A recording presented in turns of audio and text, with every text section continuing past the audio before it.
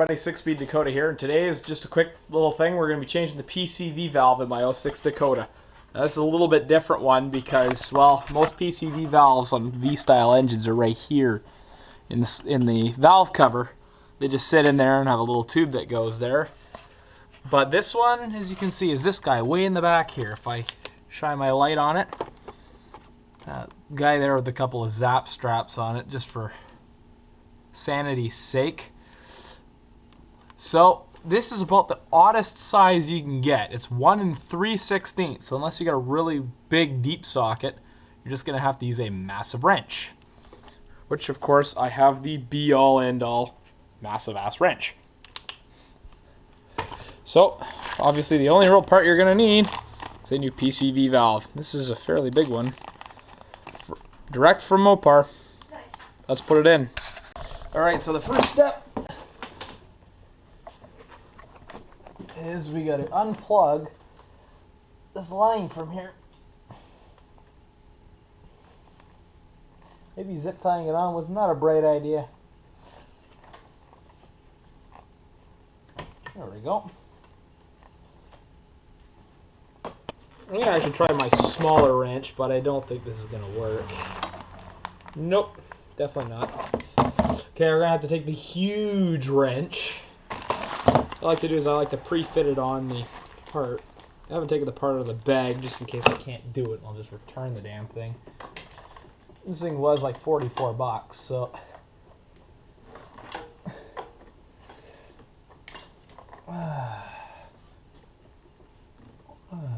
Why Dodge? Why Dodge engineers? Let's pull the EVAP Purge line off.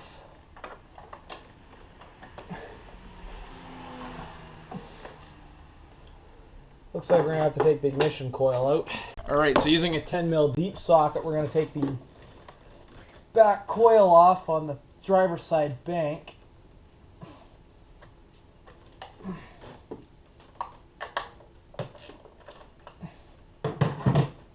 Don't forget that your wrench is up there.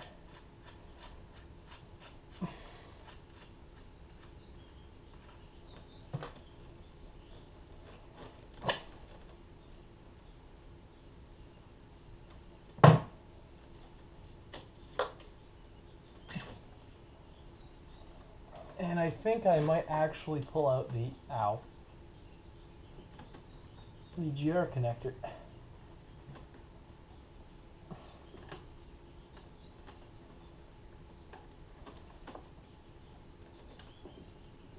There we go.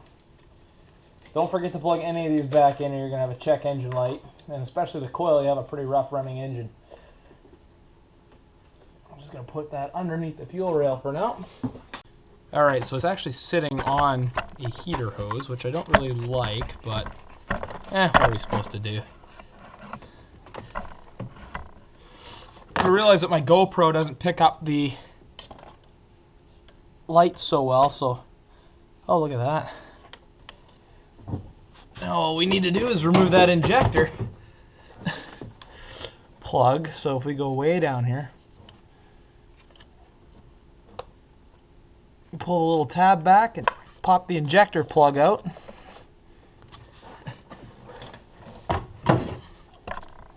So remember, you don't want to actually wrench against anything.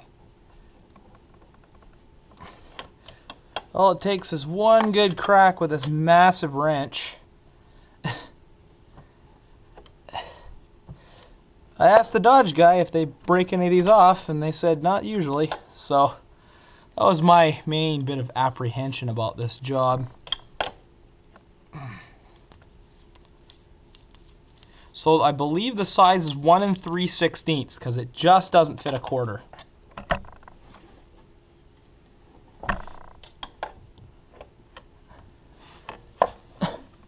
Of course, I can't get my wrench in there on the other side.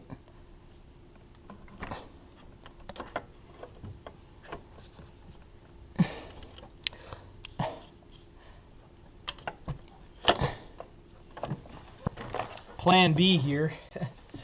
It's not really plan B because I've already got it loose, but yeah, I'll try anything that works.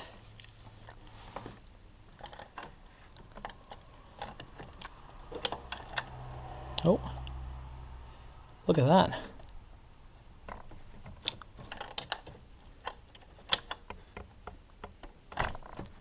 Oops. A massive pair of channel locks would be really nice for this. I think I'm going to have to invest in a big pair of channel locks. Ooh.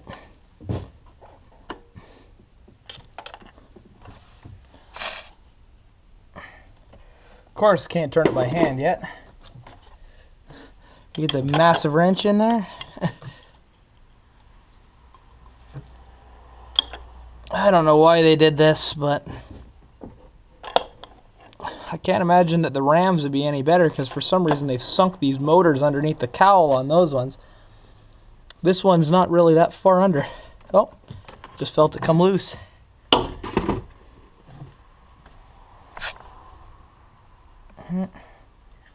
Still can't get it by hand.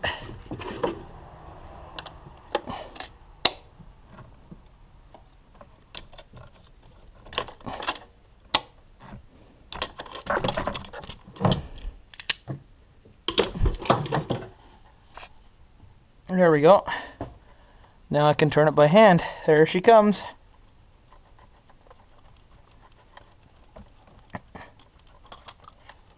There it is. There's our prize. Now, typically you'd have to put some thread sealant on it. I'm not going to go into the whole lecture on threads. So this is a Mopar part. There's the part number. Of course, made in the USA. Never put knockoff parts on your vehicle.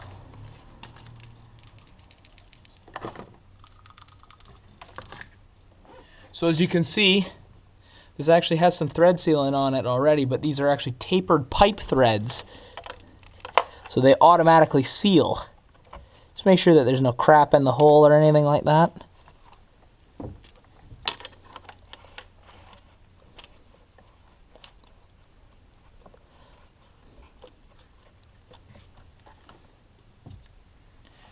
Now again, try not to do this with the engine smoking hot.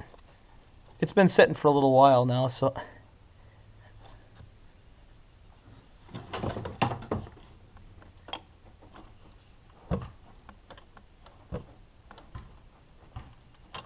Also be careful of this guy here, that's the fuel line.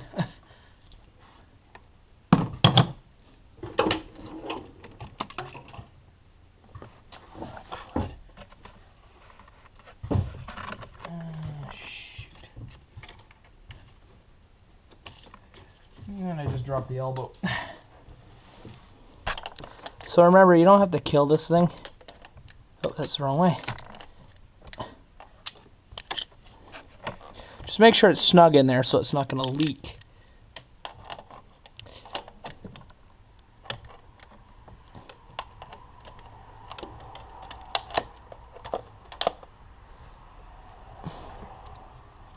Everybody asks me for torque specs. I always say tight, but not too tight. Nope, sorry.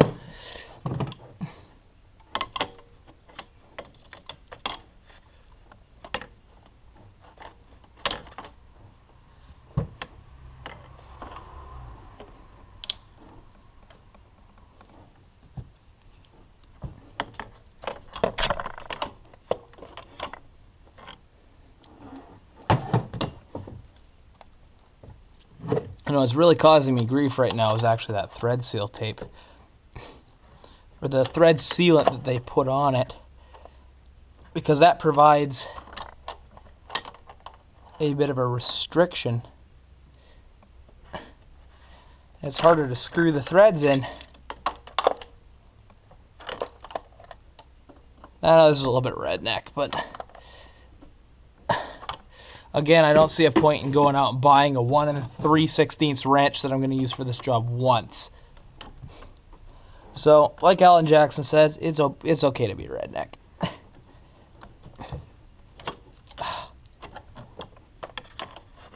This is not a fun job. Now, if somebody could enlighten me on what years they've changed to the style of PCV valve like I have here, because I have a sneaking suspicion that my motor's been changed. They used to be on the oil fill tube, and this is a 2006. I was under the impression that they changed it in late 2006, and this is an early 2006. I have a suspicion that my motor's been replaced before I bought the truck.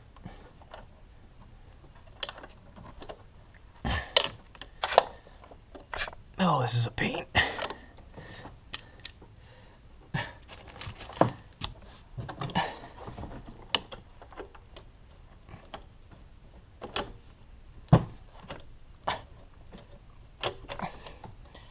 Oh, come off it.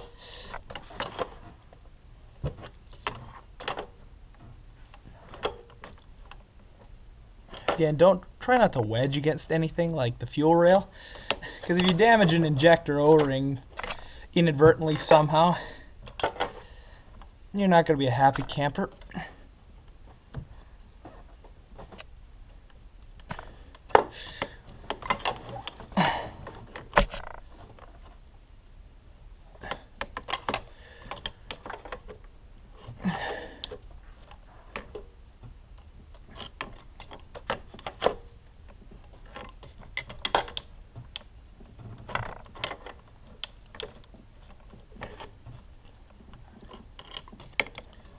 There we go. So again, not too tight on this.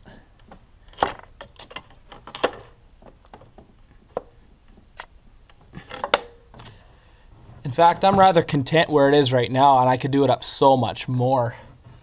But as you can see on the old one, it had quite a bit of thread seal tape still out, and as you can see, probably could go a little bit more, but this is such a pain in the ass to get my hand in there. If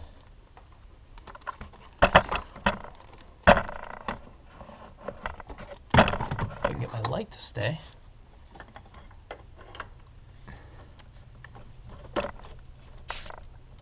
You know what? That's good. I like that there.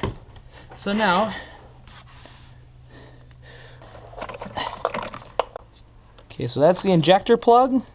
This is the EGR plug, so snap it in, little red tab, push it over. Now the injector clip, there's the injector plug is down there, way down there. It'd be a real pain in the ass to change these injectors, that's for sure. Oh no, that's not the injector, that's the ignition coil. Smaller plug's the injector. So clip it in there, push the little red tab back. Now we're going to drop our ignition coil back in. Actually, I'm going to put that elbow on first. Make sure that the EGR... What the hell was that? Make sure that the EGR pipe is out of the way, or the EGR wiring.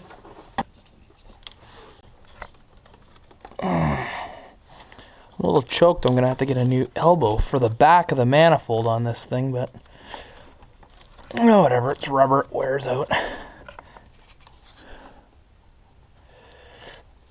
I'll just sit that guy down on top there.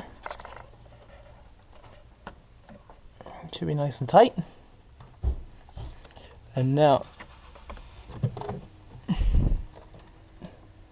drop the coil back down, plunk it in there. Screw the nut back down on top.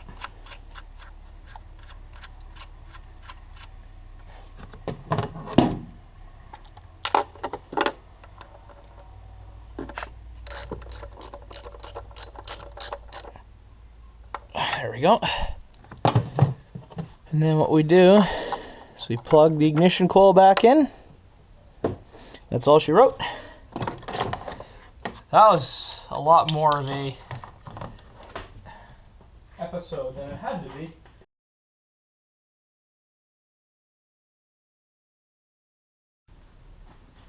So there we go. It's a little bit more of an event than I wanted it to be, but oh well, we got her done. Fortunately, we had to use the doomsday wrench, but that aside.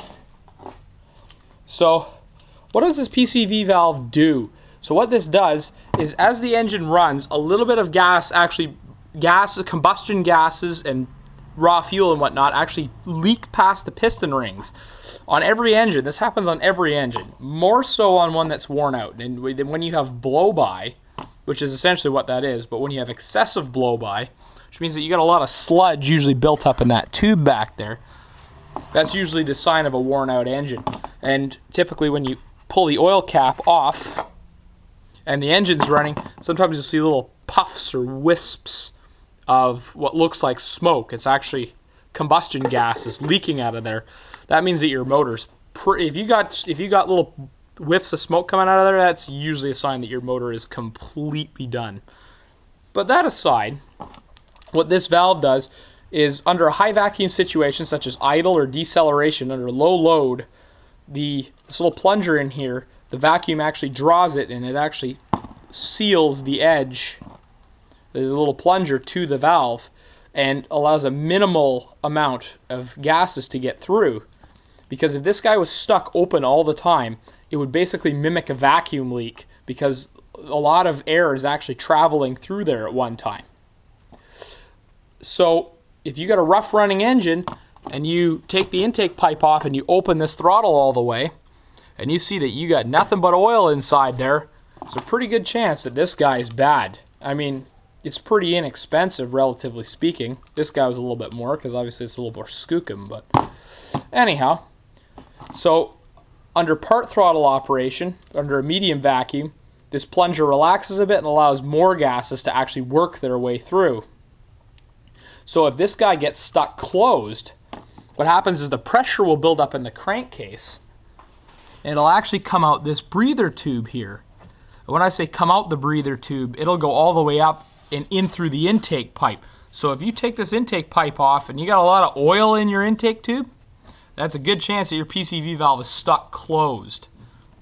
Now, this little breather hose, as the engine draws the combustion gases out through this valve, obviously you don't want a vacuum on the inside, you want fresh air to come in. So this guy comes in through here into the engine oil, like into the crankcase, sorry, but it's actually filtered through the filter here, which definitely needs to be cleaned out pretty soon. I got an oil change coming up. That aside, so it pulls filtered air through there into the crankcase, and then the PCV valve sucks it out on the other side. So that's just the way that the system works. And typically I like to change these things every time I change the spark plugs around there. It's just a good maintenance item. It's always good to change, because if this guy starts sticking, it'll wreak havoc on your engine. And trust me, when I say it'll blow some oil, a ton will come right through this tube, especially if it's really stuck. So that's my little spiel aside. Alright, well, you guys got a free lecture out of this one. So, thank you for watching. Please subscribe if you haven't subscribed. And like, rate, comment, all that good stuff. I actually got a riding video of me riding my Yamaha Wolverine. I got a guest coming in. So I want to upload that one too. I'm going to be on spring break for a week. So yeah, I got a couple coming down the line for you guys. So take it easy, everybody.